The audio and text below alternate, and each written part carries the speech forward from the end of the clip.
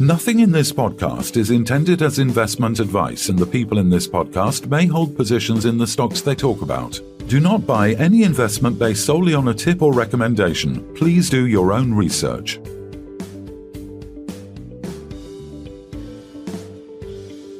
Hello and welcome to the Sunday Roast. It's Sunday the 29th of September. I'm Phil Carroll. And I'm Kevin Hornsby.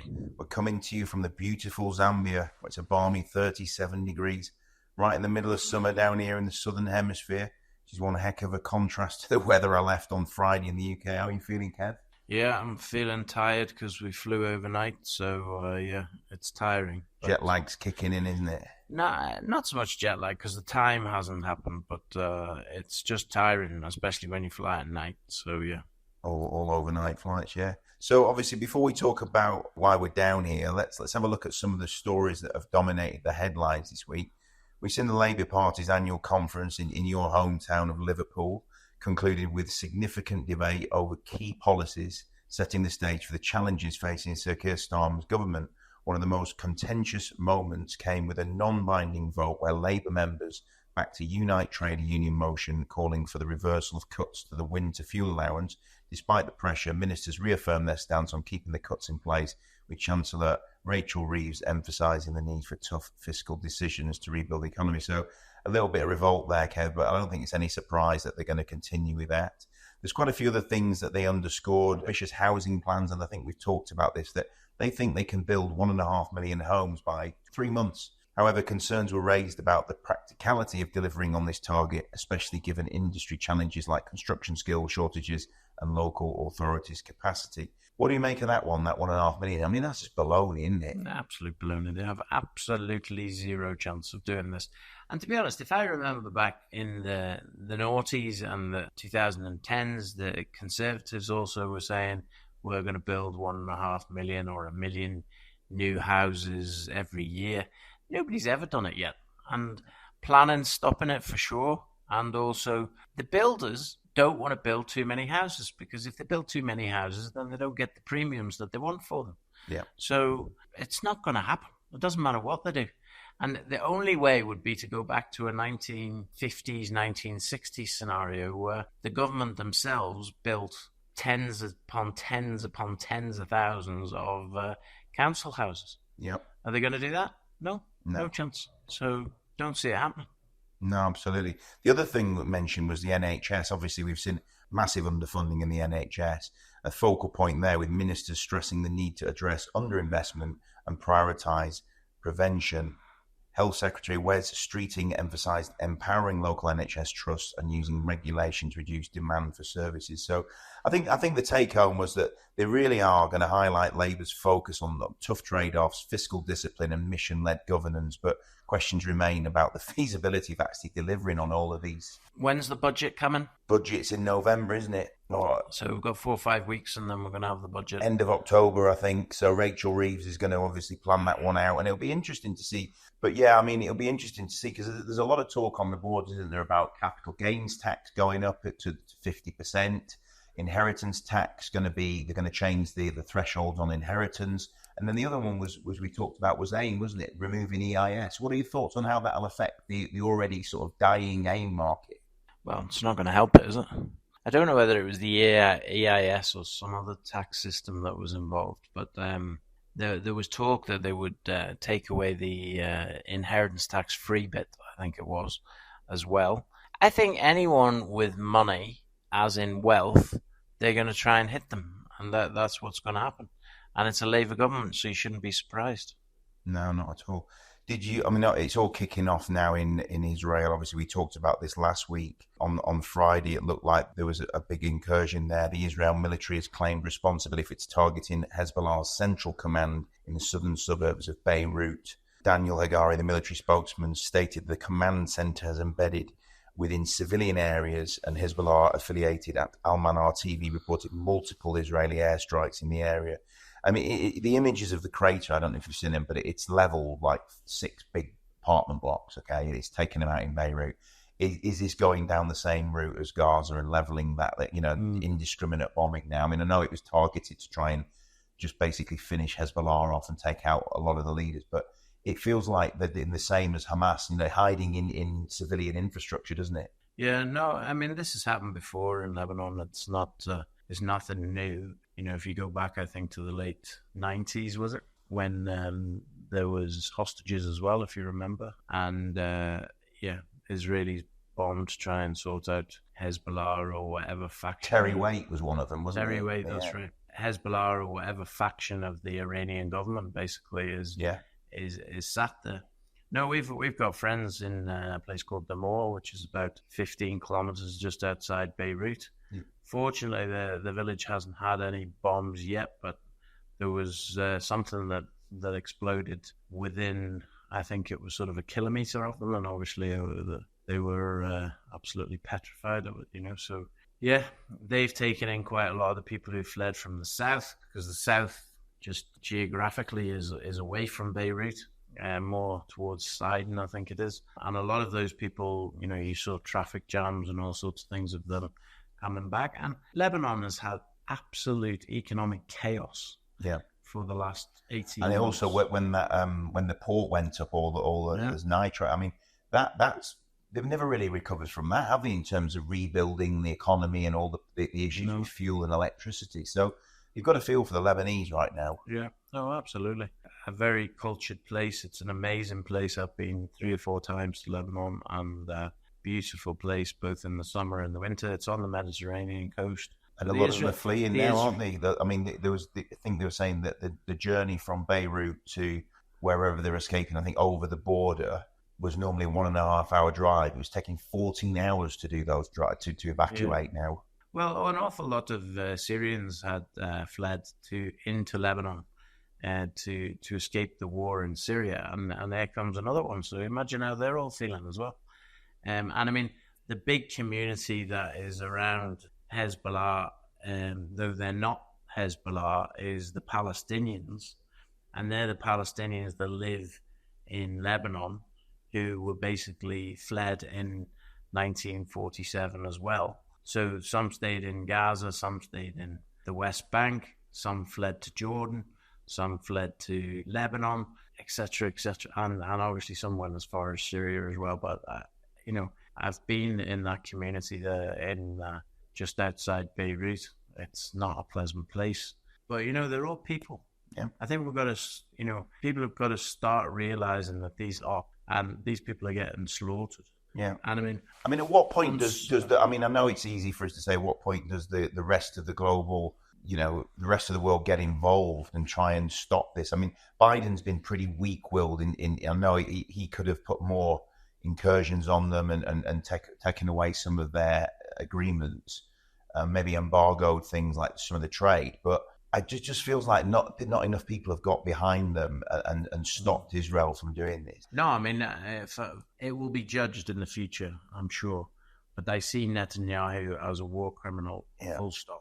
I mean, he's over at the moment at the UN in New York. In fact, they said on Friday that he had to exit sharp from the meetings to obviously go and be briefed on all the issues that happened on Friday afternoon. So, I mean, surely they're going to be putting pressure on him there at the rest of the world. I mean, I know David Lamb, he's been shouting, saying, "Come on, guys, we've got to get to some sort of, this is not on." But whether or not this, I don't know. I mean, I know he's popularity-wise, I think Netanyahu is on thin ice, isn't he? In terms of a lot of the Israeli people. Do you think it's the younger gens that are more against him than the older sort of? Possibly, but you've also got to understand that this is not the Jewish people as such. There's I shouldn't use descriptive words in that way, but a big part of the Jewish community are very much against the violence that's happening. Yeah. Yes, they don't want to be bombed and killed themselves in Israel. And, if they could just live in peace, that's what they want to do. Yeah. And they're not letting them do that. This is about Zionism, though, surely. But this is about Zionism, as you say. Yeah. I mean, and Zionism is a very different thing than Judaism. Let's move on to our guest this week. We're joined by Alan Green, CEO of BrandUK. Alan's career began in marketing and advertising, but his passion for financial markets led him to become an active small-cap stock trader. In the early 2000s, he co-founded a share trading and community website alongside former BBC journalist Malcolm Stacey. After growing the platform, they successfully sold it to a fund management company. Alan has also written regularly for Yahoo Finance and launched Brand Communications, BrandUK, gaining a strong list of retail broking clients and listed companies. Today, Alan is a familiar voice in the financial media space with regular appearances on leading podcasts and financial media channels. So welcome to the Rose, Alan. I can't believe it's your first one. Great to have you on. It's great to be here, Phil and Kevin. Yeah, many thanks for that very flattering introduction there. Absolutely. I mean, just talk us through your journey from that, as you mentioned, as I alluded to at the top there, from this marketing and advertising role to the financial markets. What first got you involved in the finance? Well, I started... By the way, Alan, just before you start, Phil always makes you have to live up to this introduction as well. So. Okay.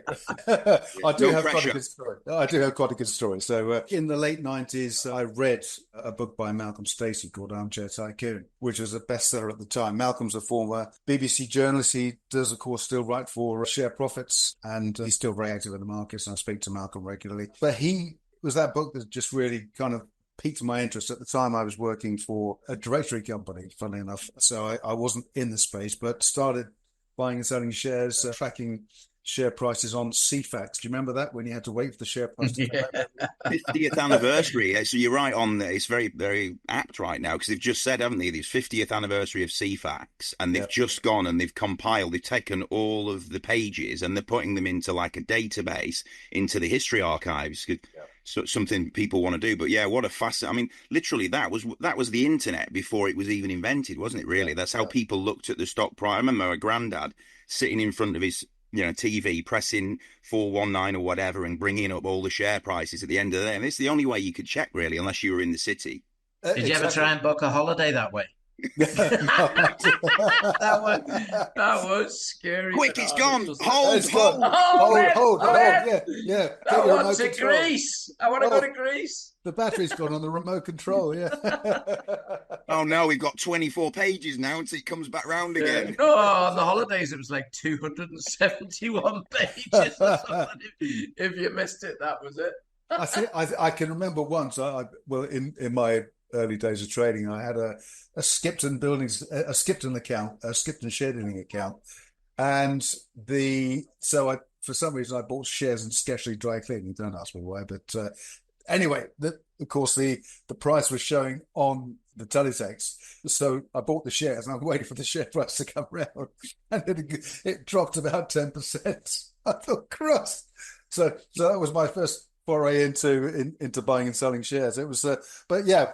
Learned an awful lot from that process. But when I started looking around for resources, with the advent of the internet and the growth in that area, there was nothing really. Okay, so yeah, I think Interactive Investor and Motley Fool and ADVFM, but it was all a bit dull. So I thought it needs livening up a bit. So ShareCrazy just came about as a way of demystifying the whole process. I'd realised it was a pretty straightforward process. So ShareCrazy came about, and a lot of companies trying to market websites had these marketing devices such as characters or whatever. And I went to an investor show in London, and there was this company called iTruffle. They're long gone now. But anyway, they had a spongy pig that was wandering around, and it was at the event. So anyway, we decided to invent this character, Joe Public. And Joe Public was this giant character. And my son actually wore the outfit to various investor shows that we went to, and it scared the living daylights out of old ladies. But it was actually very effective. It was a good marketing device. And Joe was on the website. Of course, the moderator on the bulletin board was Joe Public, and it just kind of really worked well and hung together. So yeah, we sold that on in 2007. Sadly, the company that acquired the ShareCrazy, they had to fire at their offices, and poor old Joe went up in smoke, so he was never seen again. So that was that. But then we launched Brand Communications. We got a database, we got good contacts with the press, so we started working with brokers, helping them to get their brand out there. We'd sort of write. We had writers that would write for the head of dealing at that particular company, and we just helped them get their message up. Yeah. And that was very effective too. Started working with Zach Mir around that time too. Zach was doing a lot of writing for us on the website, and then of course he evolved, became the front for Tip TV, did a lot of CEO interviews. we started that too. We then started representing small companies on the website and across our channels. And of course, the podcasting, the interviews, everything that we do today really grew from that point. Yeah. And how has the landscape changed in that time? You know, you've been doing this since the early 2000s. You've obviously seen the crash, the heady days of the layman's, you know, when it all came down in sort of 2008, 2009. But how has the landscape changed in sort of since the inception of real social media with the likes of Telegram groups, you know, all the Facebook pages that you have? How has your job changed from that sort of writing and getting journalists involved and putting it in maybe like the Midas and getting it in the columns to how you put the content out now? We still do what we've always done. And I think it's very easy to get sidetracked and get pulled into new media. And we are there. We are represented across various channels. But I think more than anything, it's just the longevity of some of the PR companies in the city. They're there because it's a bit like McDonald's. You walk in, you know what you're going to get. And people come to brand comms and they know exactly what we're going to provide for them. But it has changed, and now there are an awful lot more people in the space, a lot of commentators. You know, some are poachers turned gamekeeper, if you like. You know, you see a lot of guys who started out having a social media profile. I mean, Doc Holliday, Mike, is a good example of that. He's now moved on to the board of ECR and is doing a very good job there. So a lot of very knowledgeable people in the space sharing their information around. But yeah, we've always got a viewpoint, a commentary, an idea, some sort of speculation, if you like. But we'll always, our commentary and our editorial is always pretty good. We prided ourselves on that. So that's the bedrock on which we do everything. And, you know, that's what we'll continue doing. Very good. So tell us one incredible success story that you've had in the last sort of couple of decades, one that you'd rather not talk about, but we want to talk about it because it's good fun. Because we've had some of them as well. Oh yeah. Oh, I've had plenty of those.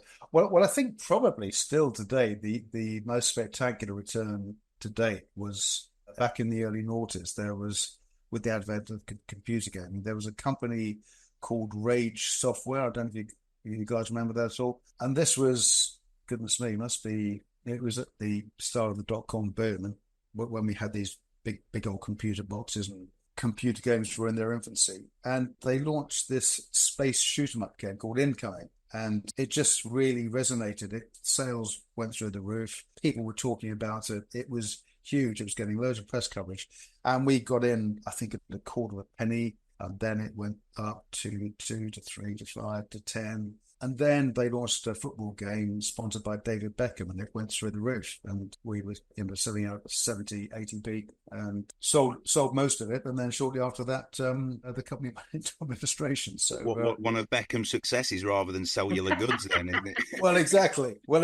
Yeah. One of his successes, you know, scored a great goal with that. So yeah, that was great. But I think that was so that proves that this market and any market is all about timing. Because as you said, you could have lost the whole shooting match because it went into administration. Yeah, there was another company called Energous around the same time that was spun off from the National Grid, and heavily invested into that. And out of the blue, the company had a blood pool that went into administration. That was all back in at the same time. So yeah, that I was really sort of caught with my trousers down at that point. But yeah, I think the last few years, you know, it's been a really, really tough in the resource space, and the market at the moment doesn't seem to be working properly. So I had a long discussion with Zach yesterday about this, and we were just talking about the markets and where it's at. Because we're just drifting at the moment, there's very little direction. I mean, we've got the US election coming up, so that's going to be a macro factor that's going to impact on the markets, and then we now have this new Labour government in place, and there just seems to be a barrage of negativity on social media about what the new government are going to do. But, you know, they were elected, they're in place. Yeah, they're going to make changes. Yes, they're charging VAT on school fees, you know, as a way. That's Labour's way of, I suppose, you know, punching below the belt the upper middle classes with their kids at private school. Equally, they're means setting the heating allowance for old people for winter. So, and actually, I have to think that's a sensible thing, because there are plenty of old people out there who don't need that heating allowance. Yeah, whereas I said the same thing, and it didn't go down very well.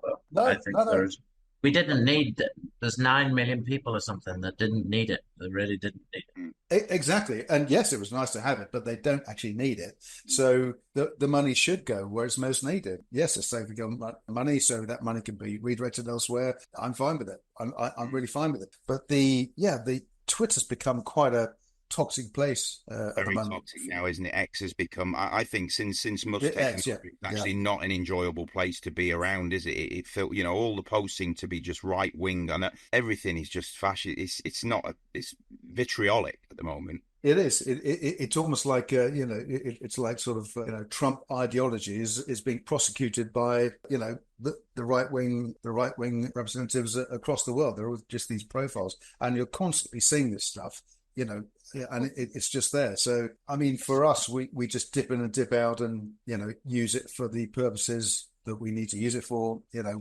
I will, in my own right, occasionally post an opinion and a thought and a comment, but that's as far as it goes. So, I saw an article, just coming back to your point about Labour and affecting things and obviously how it'll affect the market. So it was a good article we were reading yesterday, and one of the quotes was, Rachel Reeves may be on the verge of doing irrecoverable damage to the AIM market and creating market chaos for smaller companies.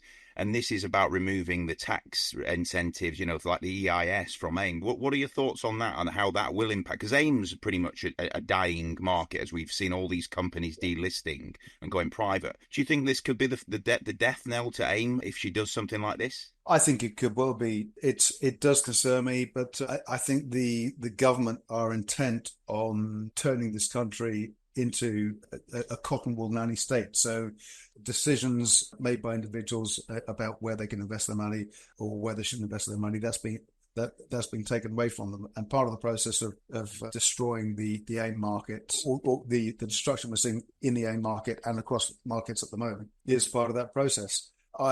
Is that the longer term agenda? I think it is, but I think there is still a market there, and there will be a market there if something happened, if there's a major global event. I mean, we saw with COVID, resource stocks came alive. So it will take a major macro event to move things or perhaps create a new opportunity. And we're seeing gold at the moment.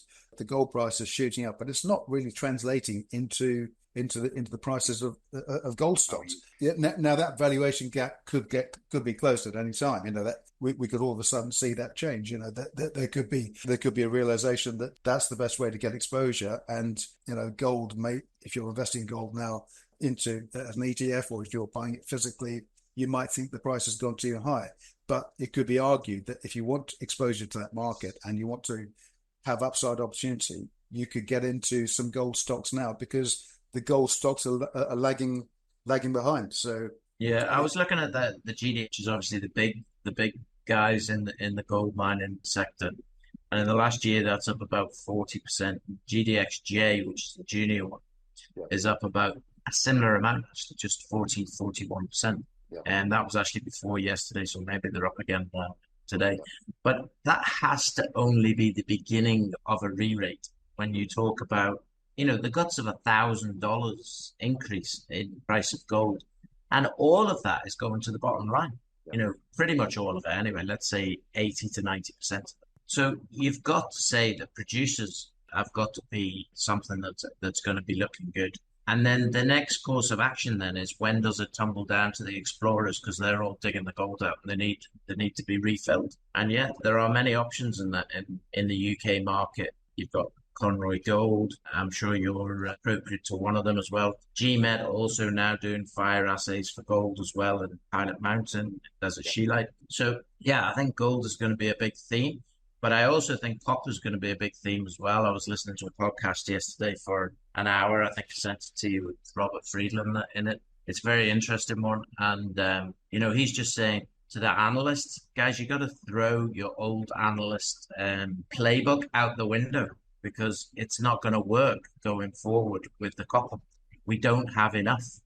And if we don't have enough, then there has to be another way forward.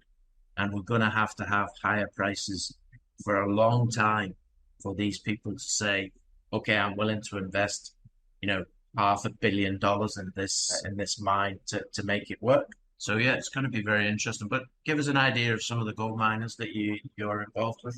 Sure. Well, I think it's well known that I've been working with, or we've been working with ECR for a long time, ECR Minerals. And again, the developments across the board from that company. Of course, there was a big management change. Very sadly, a few years ago, Craig Brown, the chief executive, died. And it was a major shock to everyone. And of course, the reset button was hit. The existing chairman, Andrew Scott, Trevor Davenport stayed around, and then of course Andrew Haythorpe came in, steadied the ship for a while, and September, almost a year ago in fact, Nick Tulloch came in as non-executive director, and Mike Whitlow, Doc Holliday, joins the company as chief commercial officer. And of course, subsequently, Nick has now become chairman, David Tang has left, and Mike has come in as has now joined the board as managing director. So they have a raft of projects across Australia. Some of them have been going for a long time, and the results have been okay, but the team really have the bit between their teeth now. And I'm just going to go through. There was an update on the Australia projects a week or so ago. They have a project starting in Queensland. There are two projects. The Lulworth project, which is it's in a region where the former gold mine, the Charter Towers gold mine that produced gold some years ago. Also the Pajingo mine. Lots of smaller workings and historical workings around the area. And they've worked across these three licensed areas. And Adam Jones, the geologist on the ground, and the team, they've undertaken painstaking soil sampling, trenching work, and they've gradually narrowed it down, and they've now identified prospects where they believe the potential for the gold exists, and wonderfully named the Uncle Terry prospect. You always get these weird, wonderful names out in Australia. But at this prospect, they've the rock chip sampling. They found a rock chip sampling there, 75.6 grams of gold from a chip which has looked pretty healthy. And Adam and the team doing more work there at present. Then you move further south from there to a project called Blue Mountain. Now, this was something that the team bought from when it was when Andrew Haythorpe was in charge, and did deal with Blue Cobble, and Darren Hazelwood was also had interest in their holding too. But Blue Mountain is the Denny Gully gold project. The guys have been there undertaking trenching work, and from the trenching they trenched and processed 15.5 cubic meters. 9.95 grams of visible gold were recovered from that. Best samples were 197.1 grams per ton and 97.4 grams per ton. So the team are progressing with that, and they've just renewed the licenses there. They will commence a drill program shortly. We then go down to Victoria, which is where the historical older operations of ECR have been based. Important to understand too, the company owned two properties. It still has one property. It sold a property earlier this year. It has a property in Creswick, and they've just applied for planning permission, and they will then sell that piece of ground, and that's probably going to be worth about just over $500,000 Australian dollars when it sells. It might even be a bit more. So in terms of funding, the company is fully funded for all of its activities this year. It also has tax losses from the Australian operating company, Mercator Gold, up to 75 million Australian dollars. So those are currently being marketed at present. And of course, if those tax losses are sold on, which is often the case in circumstances like these, then it's going to generate a significant amount of money for the company, which will, of course, go back into exploration. But also Victoria, just worth noting two further developments. At Bayliston, they re-examined some drill core. And, of course, antimony. There's a lot of antimony mining in the area. They discovered a substantial antimony finds, 0.3 meters at 32% antimony, and of course the commercial requirement is just over 1%. Usually, where you have antimony, you have gold as well, don't you? Generally, that's an indicator. Yeah, the antimony has been banned now, hasn't it? Or the export of it from China, it's been banned into the US. So there's going to be big demand for antimony, and it's required for the defense industry as well. It was. Because one of the things in the 1800s, I think, in Conroy and Tribrook, they had an antimony mine there, and then they discovered the gold via that, if you like. So, it's an interesting one. There's some characters in ECR Minerals. You've got Nick Tulloch, obviously, Voyager.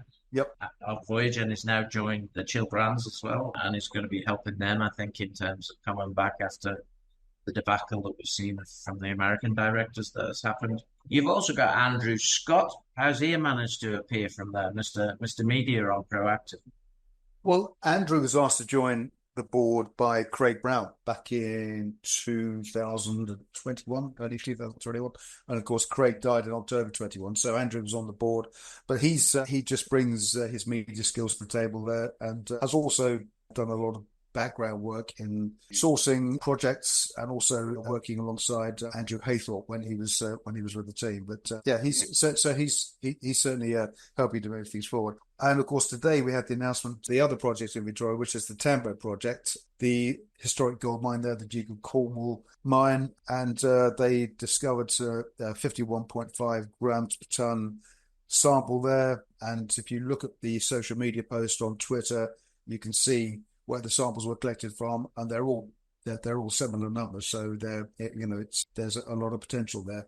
Drilling is about to start, so that should be very exciting. And of course, I do like ECR in the fact that it always seemed like a company historically who didn't have much direction. But I think since Nick and Mike have come on board, it seems like they're massively focused on getting all this work done. As you say, they've announced the contractor engagement for drilling at the Tambo project, which will get underway. They've done some rock chip sampling, which they're very encouraged with. And it does feel like they're on the way to proving up some good assets there. You're absolutely right, Phil. But I think more importantly, well, just as importantly, they've actually got the company back on an even keel, because when they were looking at raising money, this is last year when Mike and Nick first came in, they'd actually run out of headroom. They weren't able to raise all the money needed. So, of course, they had to change. They had to, change the share structure. That was done. And then, of course, Nick and Mike raised the money that was needed at the time, but it was done outside of the market. So it was in a sense, retail investors and certain high net worths all participated, put the money in at 17.5p, and of course, it's been well ahead of that ever since. It's touched 40p since 44p, in fact, since they've been in charge. Currently 0.23p, and you've got a company with all these assets that's worth just 4.3 million. But since Nick and Mike joined, so say that the share structure has been sorted. Also, they had a lot of historical assets. I mentioned the property. There's the other property they're selling to. They sold a lot of plant.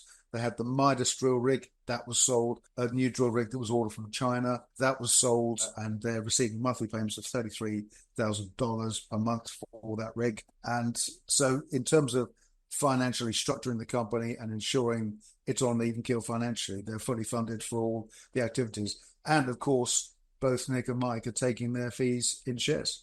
So they're absolutely aligned with shareholders, and I think that's why ECR, with its raft of projects, with everything that's happening, there's a very good chance I think something substantial is going to happen with one of these projects. So Mike Whitlow is Doc Holliday. He's indeed, yes. Okay, just so everybody understands that, and when they see him on social media. I mean, from my perspective, what is the market cap of ECR? 4.3 million as we speak. Okay, so it's 4.3 million. Has it got any JORC reports of any of the assets that it has in the ground as yet? It has no JORC defined resources. Yeah, resource estimate in place yet. But so they're still in the process of the drilling and trying to get those resources in place. That's right. Yep.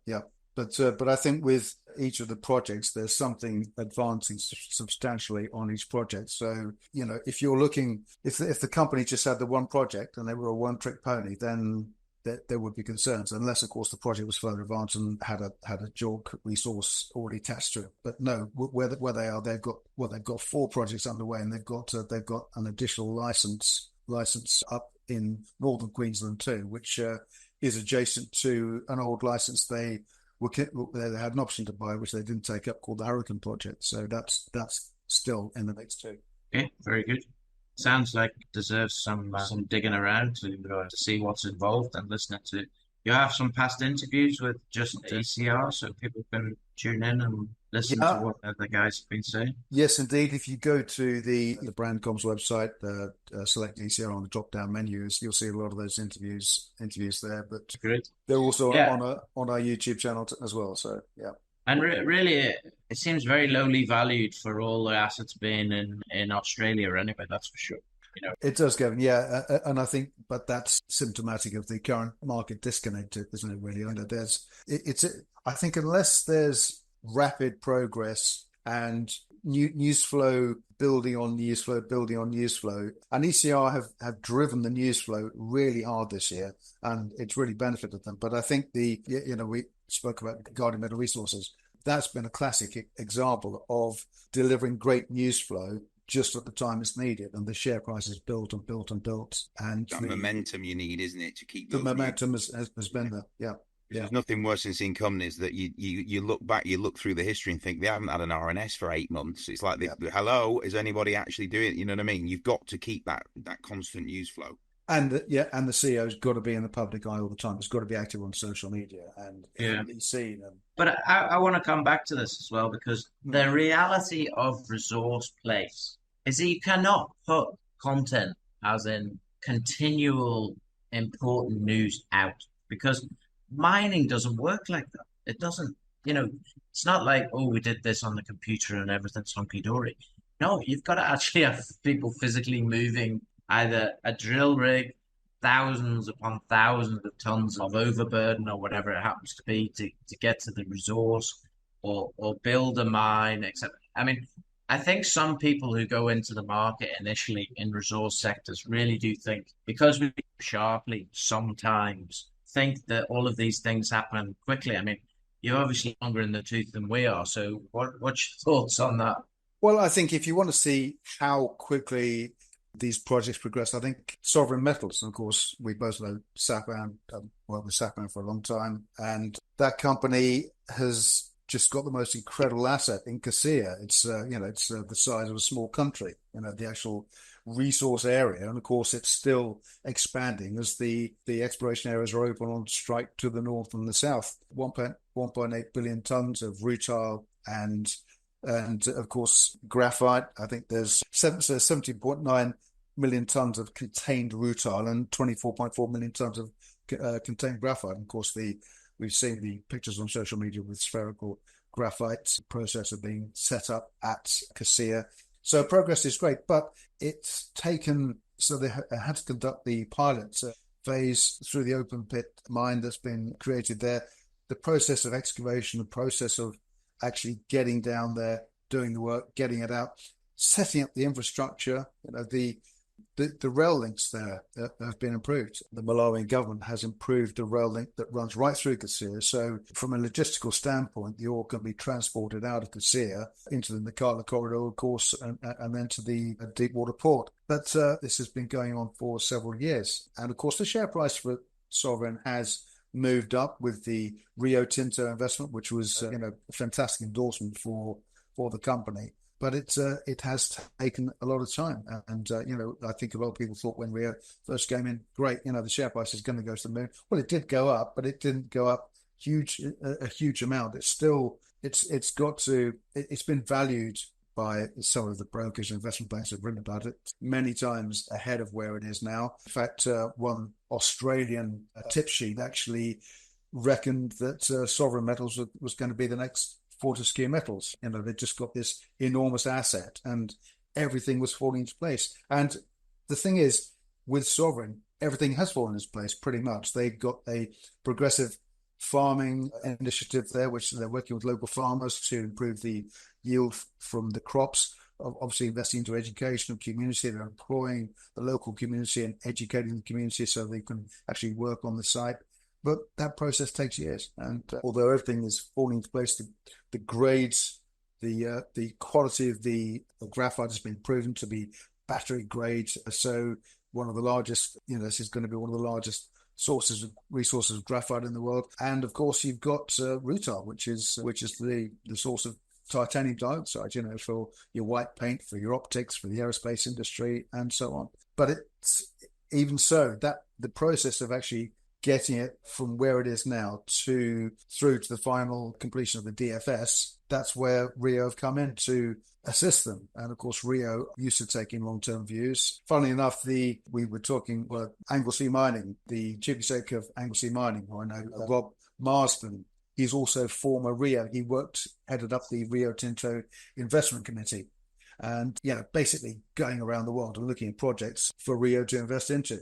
So he's very au fait with that process, having worked there for years. But Rio invested, it's great, but it hasn't really lit the share price up as many expected. But I'm certainly invested into Sovereign. I'm a long-term holder there because I think it could genuinely be a multi-bagger from the circle. Yeah, and did you see the news recently that they presented at the Mineral Security Partnership at the UN General Assembly, which I thought was excellent. There was a panel discussion, I think, which was Mining Titans and New Horizons with the Rio Tinto CEO, Jacob Status, and Sovereign's chairman, Ben Stojkovic. So I'd like to actually see that conversation at some point. I'm not sure whether it's actually been posted yet, but I'm sure Sapan will share once that has been recorded and edited. Yep, indeed. And of course, strong support from the Malawian government. President Chakwera, of course, addressed the UN Assembly and, presented briefly the case for CORA, and CORA is going to really change the country. It's going to be a huge boost to the economy. So, and they're very supportive of mining projects. Of course, they're very supportive of Makango's project in the region too, Makango Resources. So, do you think there's something in the share prices that people are reticent? Because if I go and buy a 1p stock or a half p stock, I can maybe buy 1 million shares. If I want to go and buy a sovereign metal, well, maybe I'll only get 10,000 or I'll only get 20,000. Do you think there is a rather crazy psychology in that scenario? It's called greed, Kev, because they want millions of those little babies, don't they? You're absolutely right. To me that I think this is something that holds people back sometimes. It's like, I don't want to pay 35. They feel like they're not in at that basic level, don't they, if it's at 35, because it could drop 35 levels, whereas if they get in at underground, under the first floor... Well, if it gets to a penny, it could drop to 0.00003. I know, but they don't look at it like that. They just think... Which is worse. They think if it's a penny, it can only drop to one level, whereas if it's 35p, it can drop 34 levels or 35. Yeah, I think you're both absolutely right. Absolutely right. It's that midway, isn't it? It's the middle ground. So you're either invested into small caps, and you're buying your 4 or 5 million market cap companies, buying millions of shares at 2p or 1p or half a b or whatever, and then of course you go to the other extent, you buy Rio Tinto and you stick that in. And I've made, in my SIP, I've made a lot of money from Rio over the years, and of course it always pays a dividend too. So that's very useful. So I think people are quite happy with both of those. But a halfway house stock like Sovereign is a little more difficult to quantify, because you're right, Phil. It could, if something goes horribly wrong, the company's now got a market cap of about 250 million. So that's quite substantial. But as we both know, from here, really, given the value and the demand, given that countries won't be buying from China, the demand is going to propel the price of graphite and the price of rutile higher. So Sovereign are in a very strong position, and I think the company has genuinely got a chance to multi-bag from here. What's going to take it higher, I don't know, but I think it's as it nears that production phase and they start shipping stuff out to market, then we should see everything go gangbusters at that point. Yeah, it's got a market cap today, 209 million. And I said, I think one of the podcasts we had with Charles, I was saying I think it has a very good chance of becoming a £1 billion company. Oh yeah. And he was like, no, it's much more. But it potentially is much more. But at the same time, Rio is the likely buyer, whether we like it or not. With already 20% shareholder, and a one-person auction is never as good as, a few jumping in to try and buy Rio stake off them as well. So I think if you put it in mind, if you bought a 2 million market cap company and it became 10 million, you'd be very happy. It's the same thing. So just think about it from that perspective. It's the same thing. It's the same thing with another naught on it or another few noughts on it. I mean, I was interested in Rick Rule's, he's been to observation on, because we had him on a few weeks ago, and we asked him about Sovereign, and he was excited about it, but he said that unfortunately Rio has taken away some of the shine, because the upside with them is that he may only get double back on his investment now from this point on. Whereas if it was someone else, because I think he says it was like they're 20 meters ahead in a 100-meter race, which is a great summary. They've got that head start. So there's not really going to be a bidding war. It's almost like they've got the upper hand, so they're going to control any valuation if they go for a buyout. So it's kind of the upside has been removed by Rio. Well, the upside's been removed, but you could argue if Rio hadn't invested that the share price might be a lot lower now, because if you're looking for security, give it the seal of credibility, does it? Yeah, that's it. That's it. If it's endorsed by Rio, then that's what else do you need? It's endorsed the project. But I agree. I think it's removed a lot of the risk from investing into sovereign, but at the same time, it's also removed a lot of the upside too. But I think there's still a lot of further upside there. And I agree, Kevin. I think, to get it to £1 billion valuation, say in a year's time, maybe before then, is not unrealistic at all. Had Rio not been involved, or if there were, say a plethora of, Vale or Rio or Billiton all invested into the company in one way, shape, or form, then that would of course be better. Yeah, with sovereign, I expected that. I think the net present value of that is like 6 billion, and I fully expect that will increase well into the 2 billion and plus rate region. And to put that in perspective, will Rio pay £800 million for something that could basically produce for the next 100 years? Well, I think the likelihood is yes, and that would be a 5-fold increase in sovereign value. Yeah, it could be more. It could be more, and it could be less.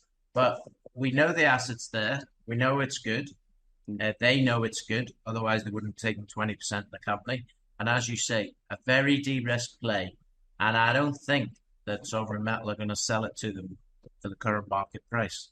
No, I agree with you. I mean, so Rio stuck nearly $60 million into Sovereign. Last quarterly report, Sovereign has $50 million at the bank, so they're in a very strong financial position too, notwithstanding. So they're not under pressure to sell. They've executed the first part of the deal, but yeah, I think they'll be looking for an awful lot more. And I very much hope that Ben Stojkovic and the guys actually look at this. Of course, they've got Frank Eager, who's now involved as well as managing director on the ground there. So, I hope between them they'll put their heads together and come up with a figure that's well north of $1 billion. Okay, let's have a look somewhere a bit closer to home. It's one that I've been interested in, but I want to learn a little bit more from you, Alex. I know you've been to site there. It's Anglesey Mining, the Paris Mountain Mine is one of the projects, and I believe it's copper, zinc, lead, and silver from memory.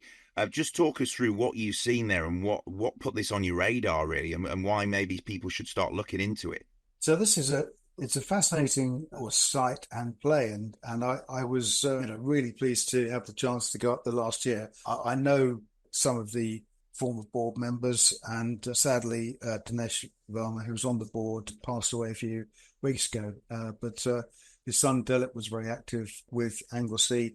And I went up with some analysts last December to look at the mine, and it's the most incredible place. It's the head frame is quite visible from a long way away. It's called Paris Mountain, of course, the project. Mining's been underway there in one way, shape, or form since the Bronze Age. It's a really, really old mine, and part of it was an open pit mine. That's the touristy bit, if you like. So you can go there, and you've got this what's almost a lunar landscape. It's a reddish lunar landscape, and it's been used as a film set for lots of different things. Mortal Kombat, it was used as the film set there. But of course, when it rains, all of the oxide and stuff seeps down into the local rivers. So there is a pollution issue which is dealt with. Historically, there was a channel dug into the bay, out into the bay there, just off the northeast coast of Anglesey, and ships used to come and moor there, old sailing boats, and they'd moor there for a couple of weeks. And of course, the toxicity in the water had the net effect of cleaning all the barnacles off the hull. So, if you like, it was a free scrape and service for the ships. So there's all this has been going on. Mining there in the 70s, always been copper. There's been zinc, lead. It's a polymetallic asset. In the core shed there, we saw some of the old core from the mining that took place all those years ago. But under the stewardship of the Joe Battersill, who is still on the board there as a non-exec, the company started to explore to the north of the head frame under certain zones where there's an old historical engine room, the engine room, and then of course the Garth Daniels and an area called the Northern Copper Zone. Drilling took place. There was a big drilling campaign last year, and the core that came up confirmed this huge geological anomaly between 400 to 600 meters. So it was about 200 meters thick. This core was coming out of the ground chock full of chalcopyrite and fool's gold and all sorts of stuff. So the assays from those have come back. They've confirmed good grades, commercial grades. And so plans are underway. The company also was looking for a chief executive after Joe stepped down to go and work for Silver Mines in Australia. And they brought in Rob Marsden. And Rob, of course, Rob mentioned Rob just now. He formerly worked for Rio Tinto on running the investment board there. And he's come in. He's a mining analyst in his own right. And he's very meticulous. He's undertaking the series of studies to initiate the PFS and upgrade the resource that's currently there. And the company was featured heavily across BBC and ITV a few weeks ago. With the work that's underway, they're seeking to reissue mining permits. There's a lot of support from the local community. If you have a cab ride in Look, which is the local town, the cabbies are very supportive of the project. There's an issue, I think, with one landowner, but that's now been more or less resolved. So it's a question of getting the mining permits issued, getting the infrastructure in place. There's a road route that's been agreed to transport the ore to the port at Holyhead. Traffic through the ports has dropped since Brexit. It's down about 35%. So there's a jetty there, which is pretty much a plug-and-play solution. So they can actually get the ore to the port, load it onto the boat, and away you go. So everything is there. But, of course, they've got to basically drill a new shaft down, put the processing plant together. The land is there to do that. In fact, the infrastructure is there to do that, but they're going to need to raise an awful lot of money a bit further down the road. Do you think it'll ever become commercial? I mean, obviously, as you said, it's an old mine. I mean, obviously, we've seen old mines come back into production. We've seen the likes of the Cornish tin mines being repurposed, Cornish mining, Cornish lithium. Do you think there's any possibility that the likes of Alba Minerals and Anglesey can ever produce the likes of these minerals we need? I think I'm not so familiar with Alba, but certainly from what I saw at the site and what Rob and the team have done since that time, I think there's a very strong probability that mine will be recommissioned, brought back to life. It requires a lot of infrastructure to be built and to be put into place, but it is there. It's literally a plug-and-play solution. Now, we need copper. So the copper grades that are coming up are very strong indeed, and of course all of the other metals that are there in the ground with the copper. But it's the permitting process. It's dealing with the waste. It's everything that has to go with building a mine in today's environment. But if you look at, they've just done an EIA, haven't they, a scoping report and everything, and submitted that as well. So it's all building up to, and it's a big milestone for Anglesey. Oh, it's a huge milestone, but it was always there. But Rob Marsden has, because of his approach and his experience with Rio, I think he's very meticulous and progressive.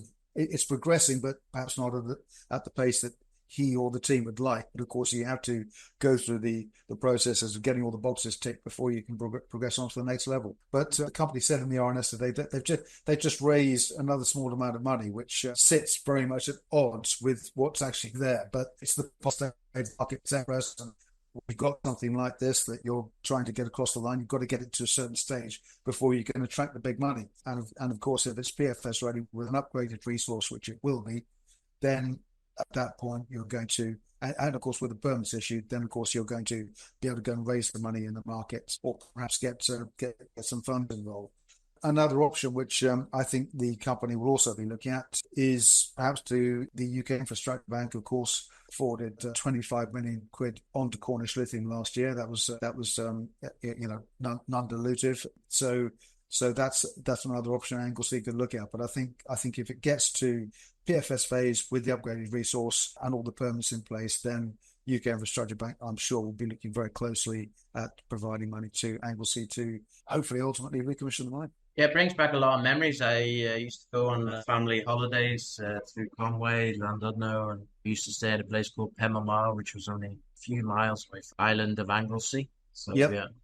My parents had a caravan on Anglesey as well later in their life. So yeah, it will really make a big difference in that area, I think, in terms of employment and stuff, if they can manage to pull it off. Yeah, there's the support from the local MPs too, and it'll create lots of employment that will really sort of help to build the Anglesey economy. But yeah, it's a lovely area, Kevin. I mean, I've as you guys probably know, I do a lot of motorcycle touring, so I like getting on the bike and riding around North Wales. There's some. You need to do the Anglesey circuit, because I took the car up there last year and did the actual Anglesey track day, and Yeah, it's phenomenal. Yeah. I mean, I know you like your bike touring, and they used to have all the bikers doing what they call the Evo Triangle up there, didn't they? But they've now put speed cameras at every single part of and the Welsh have absolutely gone crazy on speed, haven't they? They were the ones who introduced the 20 miles an hour in most of the little towns and villages.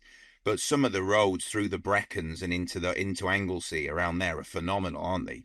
It's beautiful. Yeah, I mean, there's a lovely loop around Snowdonia, and yeah, in fact, I know Jim Williams well, who the former chief executive of years ago, Ariane Silver, and Jim is currently chairman of VVV Resources. We also work with them as well. Jim lives in Conwy. He's a very keen biker too. So my son and I met Jim up there last year. We were staying in Bala, a funny old hotel in Bala there, and yeah, we went for a spin to Lake Ogwen. There's a great coffee shop there, but yeah, it's spectacular. It really is.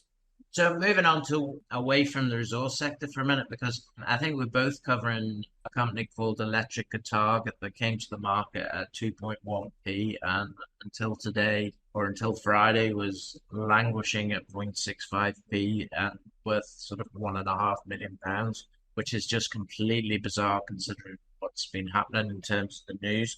Now, it's not about electric guitars. So what's your thoughts?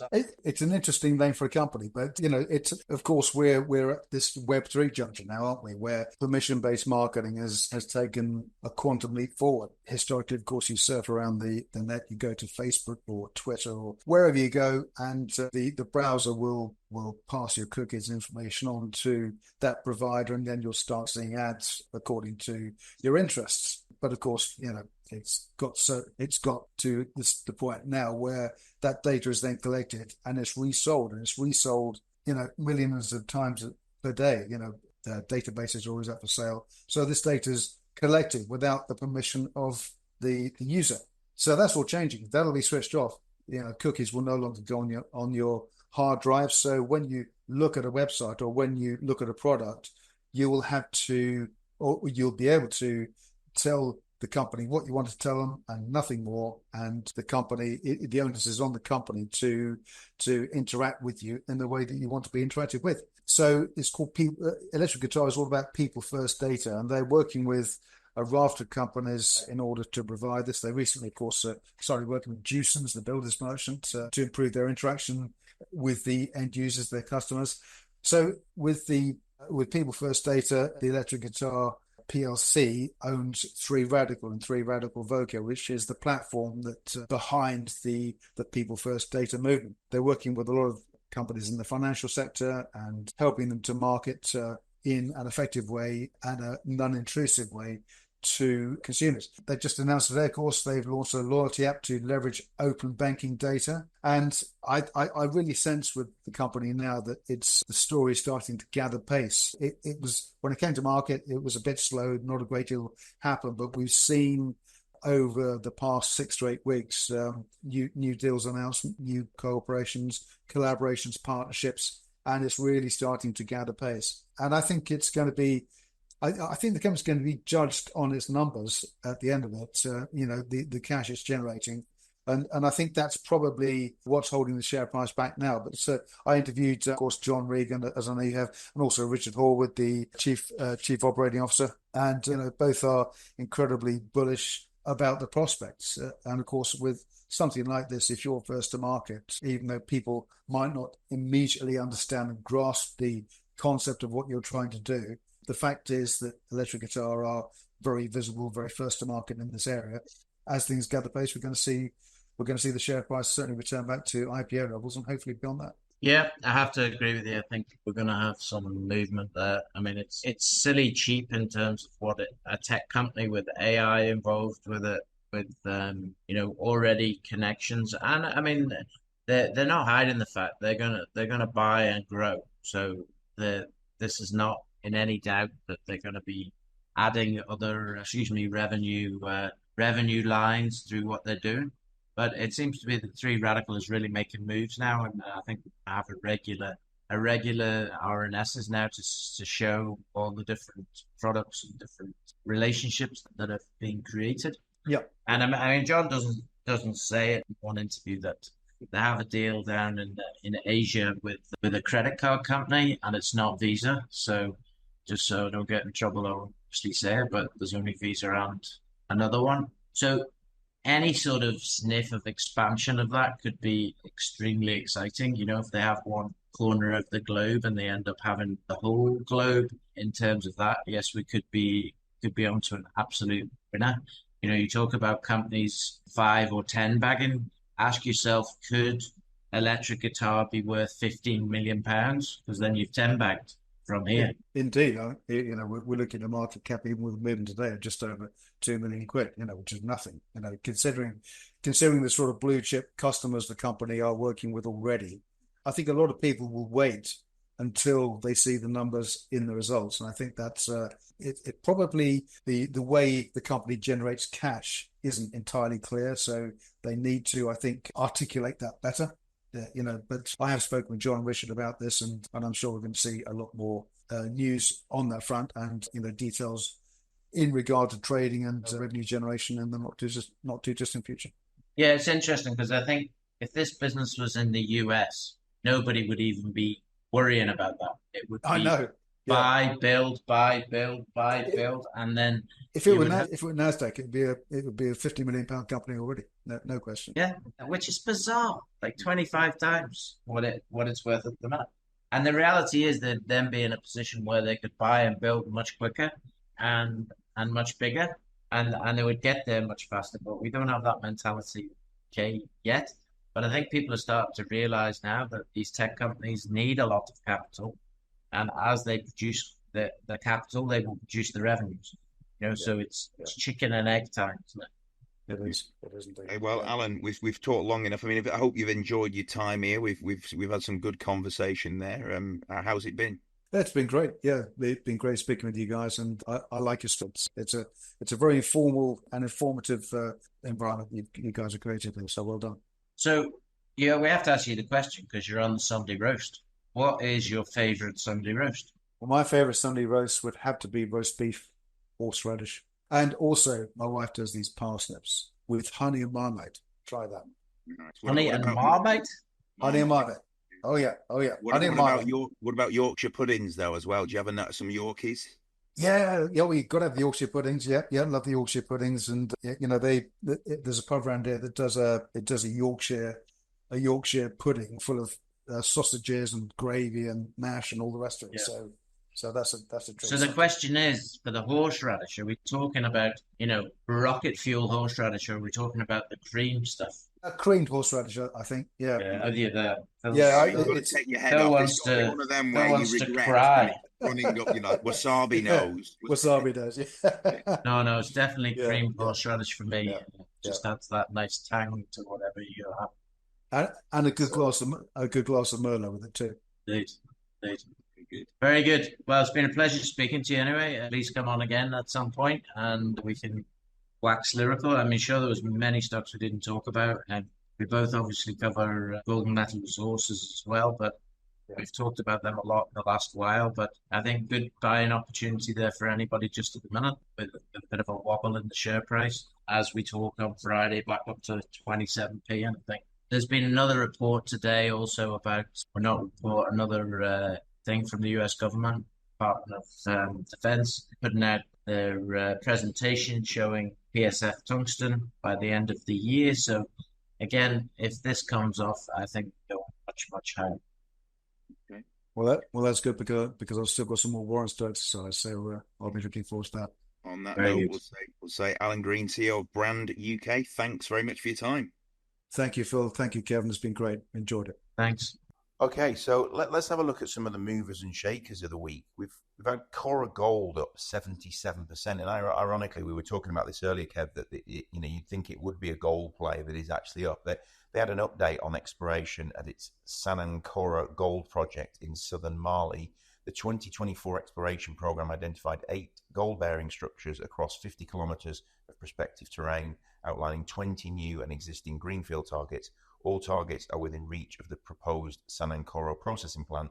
CEO Bert Munro expressed optimism about growing the resource base and extending the project's life. So great to see some actual gold stocks moving up. Another one that's got some gold, a gold play, is Global Petroleum. Obviously, they're a Namibia-based oil and gas play, but they've also got assets in Western Australia. They were up some 50% on news that it had applied for 2 further exploration licenses adjacent to the current exploration license they have already there in Western Australia by the wholly owned subsidiary of Juno Gold Pty Limited. So looking good with gold, as I say now, and of course the Namibian excellent. So give me your thoughts on those. I've been watching the Global Petroleum one. I haven't really watched the other one, to be honest. The Global Petroleum one from about 0.9 and about 10 days ago, and I was pretty sure because there was a group collecting themselves and thinking this has got to go up, this has got to go up. And then the other news came that they got more licenses in Australia as well. And it's the same, or one of the people that I think basically was part of the team that discovered Havieron for Greatland Gold. Yeah. And it also plays into this. We were talking about this, waxing lyrical, that what does this mean for Greatland Gold? Because Greatland Gold effectively is going to have first say on all of these things, because it's going to have the processing capacity with Telfer. And, you could find that offers start coming I think Greatland Gold could potentially become a company that starts making acquisitions in this area. Yes, absolutely. And I think that's what's got people excited, because nothing has physically happened, I don't think, in Global Petroleum. And if it really does start to happen, then we're going to have to change the name on it, because it's not Global Petroleum. Global Gold. And then we've got other plays like, and I mentioned it last week as well, Conroy Gold, not moved at all. If anything, it's gone down. So it just depends the position that they're in. Yeah. And we're talking the price of gold has gone up to 2,650 roughly dollars per ounce. The dollar index is hovering around 100. It did dip below it slightly after they increased the interest rate. You've got silver making a bit of a run. What's it, about 32 now, was it? It went up to over 32, and then it's just dropped back down again to around 31. It's doing better, isn't it? I mean, it's got a long way to go, but certainly I remember when it was hovering around the mid-20s and trying to break through the 30. But it seems like it's gone through the 30s now. And you've got US dollar or GBP against US dollars gone up to 134. If you remember the good old conservative crisis when it went down to almost parity, I think people were buying at 105, 106, 107. So, from those heady days we've had an all-time high on the Dow Jones, only on Friday, I think. So copper's doing well, it's moving through the 10,000. Copper's moving very well now, 4.6 roughly to the pound, and as you say, just over 10,000, with the futures looking strong as well in terms of LME prices in excess of 10,000 for the next number of months. Yeah. So that was a wobble on the old copper. We've seen Greatland Gold looking pretty strong at in and around the 7p mark.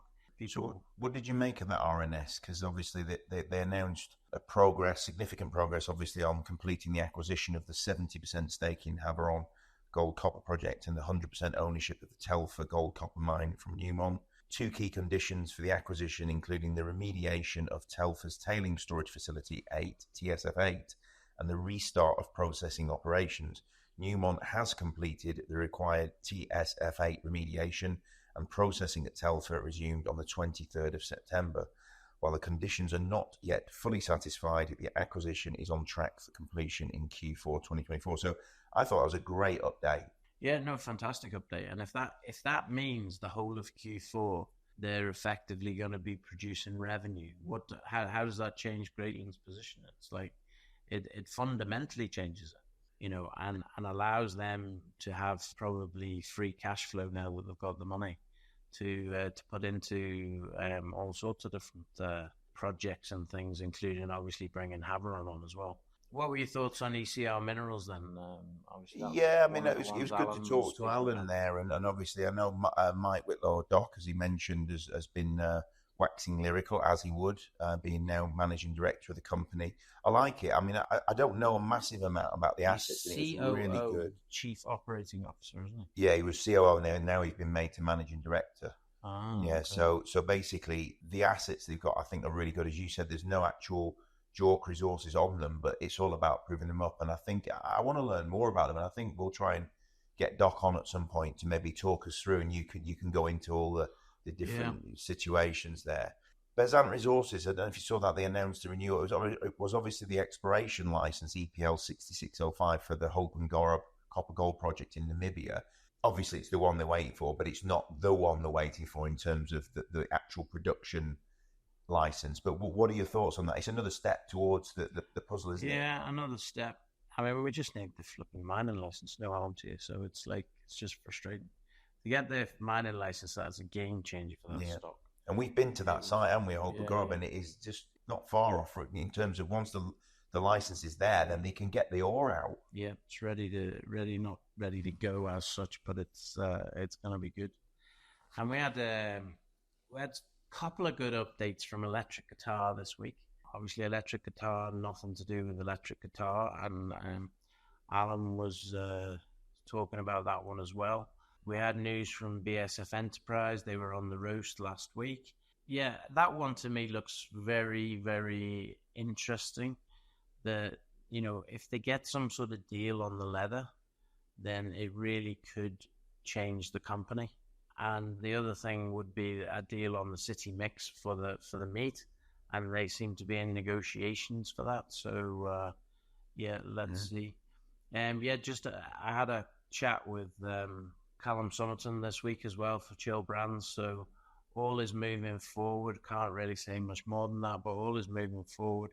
He's very optimistic about what's ahead. So watch this space in terms of that.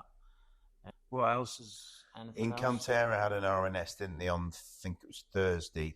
Basically, they provided an update on the launch of the Skin Plus cell. It was initially planned for September 2024 in 60 Marionode stores in Switzerland and Austria, and obviously the launch will now be expanded across Marionode's broader European retail network of 1,200 stores following discussions with Marionode and AS Watson Group. Production orders of 350,000 units will support this wider rollout, anticipate to generate revenues exceeding £10 million. And I think everything is I mean, obviously it's frustrating that there has been a perceived delay, but actually ultimately it's better news because they're actually going out across a broader European network of now 1,200 stores as opposed to the 60 in the initial release. Yeah, it's one of those glass half full, glass half empty, isn't it? Now, sadly, in the market that we're in, few people have taken it as glass half empty. For me, I think it's a little disappointing, obviously, that it's going to be delayed, but you're going to need 2-3 times the amount of stock for 1,200 stores as opposed to 60 stores. So I think that what you're going to see is an instant boost to revenues, maybe not in the 24-25 year, but in the 25-26 year, which I think is April to April. You're going to see an instant uptick. And if you look at the note and the investor note that was put out, that was to have somewhere in the region of, I think, 20 plus million of revenue. And this alone could achieve that without expansion into Asia, which is also to come, and without any other deals anywhere else in the world. So if this catches on, I'm still very, very optimistic that this will be an absolutely superb investment over the next 2 to 3 years. Yeah. Okay. The other one I want to bring to your attention, I don't think it's anyone we've ever actually mentioned. We've included it in our Rose News Service, the RNS reports that we write. A company called Solnox. They're on Aquis. SNOX is the ticker. And they're a green tech innovation company focused on reducing emissions and fuel costs. Basically, they secured 2 new patents this week, one in Chile and one in Japan. So they actually hit 2 different countries, which now adds to the existing patents in the US, Europe, and other regions. And it covers a range of products. I think it includes one called the Beryl trademark 6446 heavy sulfur fuel oils emulsifier and Solnox eco fuel conditioners, which improve performance across diesel, petrol, biofuels, and marine fuels.